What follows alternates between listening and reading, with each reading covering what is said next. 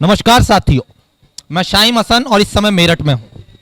यहाँ पर एक बोर्ड लगा हुआ है और इसका हिंदी अर्थ यह है कि हमारे समाज की भूमिका क्या है नदियों के कायाकल्प में। नदियों, आज बहुत सारी बातें हुई और इस तरह का अंदाजा इस बात से लगाया जा सकता है कि जो जुडिशियल मेंबर हैं और एक्सपर्ट मेंबर हैं आज इस कार्यक्रम में मौजूद थे, जस्टिस अरुण कुमार त्यागी और अफरोज अहमद।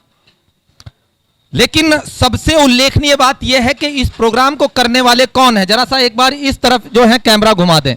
ये जो नौजवान चेहरा आपको दिखाई दे रहा है, ये नौजवान चेहरा जब का था जब शुरुआत शायद हुई थी, और आज जो ये गंभीर चेहरा मेरे बराबर में इस समय खड़ा हुआ है, ये गंभीर चेहरा जब मन की बात में नरेंद्र मोदी जिक्र करते हैं रमनकांत त्यागी का और नीम नदी को बचाने की बात करते हैं, क्या वो इनका सफर रहा उसके बारे में जानेंगे। रमन जी, आपने कहां से शुरुआत की और किस तरह की कठिनाइयां आई, संक्षिप्त में जानना चाहूंगा। देखिए, शुरुआत एक बहुत लंबा अरसा हो गया, लगभग 2 दशक हो गए। उद्देश्य ये था कि जो समाज में नदियों को लेकर निराशा है या अपने जल स्रोतों को लेकर के एक निराशा है, उसको आशा में बदला जाए। तो धीरे धीरे हमने प्रयास किए। शुरू में समाज नहीं समझता था, लेकिन इस लंबे सफ़र के बाद आज समाज चीज़ों को समझ रहा है और साथ भी आ रहा है। तो उसी का परिणाम है कि हम कुछ नदियों पर सफलतापूर्वक कुछ काम कर पाए हैं। उसी के आधार पर हमने कुछ मॉडल डेवलप किए हैं जिनको आगे बढ़ाया जा रहा है। तो भारतीय नदी परिषद का भी गठन इसीलिए किया गया है जिससे कि पूरे देश में नदियों पर काम करने वाले लोग एक साथ आकर के अपने विषयों को आगे बढ़ाएं।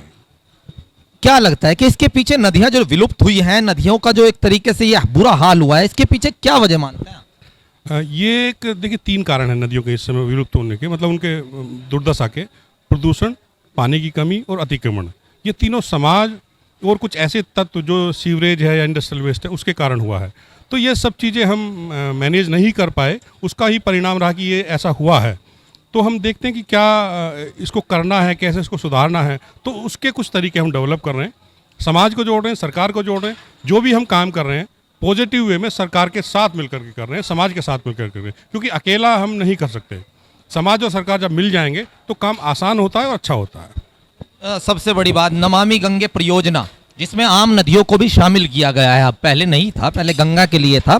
लेकिन जो वेस्टेज की आप बात कर रहे हैं, वो इतना बड़ा कॉरपोरेट सिस्टम जिससे कि हमारे देश की अर्थव्यवस्था चलती है, उनको बंद करना भी आसान नहीं है। और जो उनका वेस्ट मटेरियल है उसको नदियों के अलावा कहाँ गिरा जाए, उस पर क्या काम चल रहा है? देखिए, उसके लिए सरकारें अलग अलग तरह के प्रयास कर रही हैं। आप जानते हैं कि देश में आबादी बढ़ रही है, तो सभी को सब तरह की सुविधाएं चाहिए, तो उनको बहुत सारे दुष्परिणाम भी आते हैं। तो उसके परिणाम सुखद हों, इसके लिए छोटे छोटे प्रयास सरकार के द्वारा किए जा रहे हैं।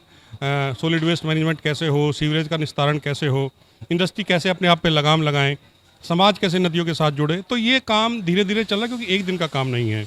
हम भी अगर किसी नदी पे काम करते हैं तो वो एक दिन में नहीं हो सकता काम, वो लगभग 5 से 10 साल उसमें लगेंगे। तो एक धीमी प्रक्रिया है, लेकिन अच्छी बात यह है कि सब अब इसको पॉजिटिव वे में ले रहे हैं। चाहे अंतिम सवाल मेरा, अब तक कितनी नदियों को आपने बचाया है, कितनी नदियों का उत्थान किया है और कितने के लिए अभी कार्य कर रहे हैं? देखिए, अभी हमने लगभग 2 नदियों के उद्गम को पुनर्जीवित किया है।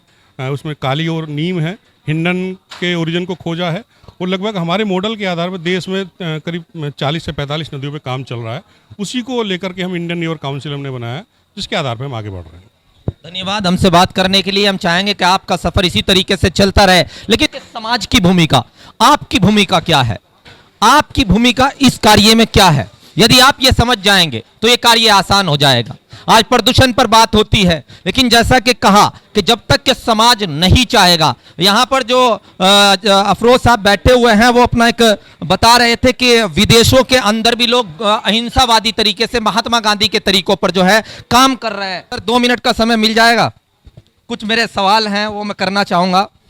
जिस तरीके से आपने एक जिक्र किया था, विदेशों में काफी रहे हैं, कि महात्मा गांधी के तरीके पर, सामने आ जाएं आप, सामने आ जाएं, महात्मा गांधी के तरीकों पर विदेश में उसका वो मैं वर्णन चाहूंगा, मेरे दर्शक उसे जानना चाहें।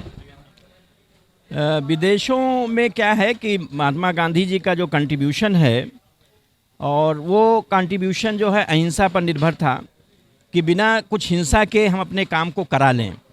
तो पूरी दुनिया में उनकी जो भी प्रीचिंग थी, टीचिंग थी, जो उनकी लाइफ स्टाइल थी, लोगों ने उसको अपनाया है। और जैसा मैंने आपको शेयर किया था अभी और करना चाहूँगा कि वियना के पास में एक गांव में न्यूक्लियर वेस्ट जमा करने की बात थी आल्प्स पर्वत पर, तो वहाँ बहुत बड़े ट्रेंचिंग ग्राउंड बना के न्यूक्लियर वेस्ट को जमा करना था। तो गांव वालों ने समझ लिया कि ये न्यूक्लियर वेस्ट है और ये हमारे लिए और आने वाली पीढ़ी के लिए बड़ा ख़तरनाक होगा, आज नहीं होगा 100 साल के बाद होगा। तो इसलिए उन्होंने आंदोलन किया और उसमें कामयाब रहे उसको बचाने के लिए। सर एक सवाल और है मेरा, जैसे आम लोग हैं वो अपने फायदे के लिए इस समय समझ ही नहीं पा रहे हैं कि ग्लोबल वार्मिंग क्या है, हमारा क्या नुकसान होगा अगर हम जल बिल्कुल हमारे गांव में तो हम देख रहे हैं कि पानी का स्तर बहुत ऊंचा है तो लोग मोटर पंप वगैरह खुला छोड़ देते हैं, उनके लिए क्या संदेश है? उनके लिए संदेश है कि उनको समझना चाहिए कि सब रिसोर्सेज अनलिमिटेड नहीं है, ये निश्चित रिसोर्सेज हैं, ये कभी ना कभी ख़त्म होने वाले रिसोर्सेज हैं। तो ऐसे रिसोर्स को अगर ऐसा दुरुपयोग करेंगे तो ख़त्म हो जाएंगे, इसलिए उनको जानने की ज़रूरत है और इसीलिए ज़रूरी है कि जन जागरूकता लाई जाए और इसमें सिविल सोसाइटी की बहुत बड़ी भूमिका है।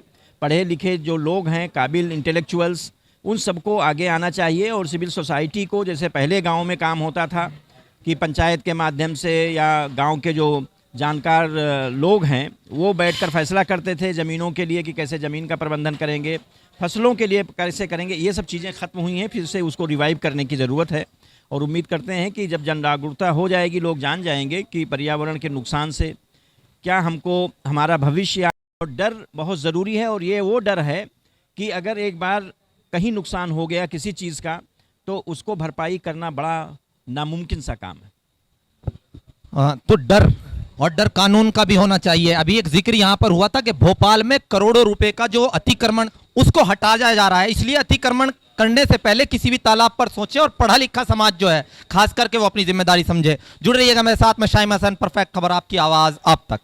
परफेक्ट खबर आपकी आवाज आप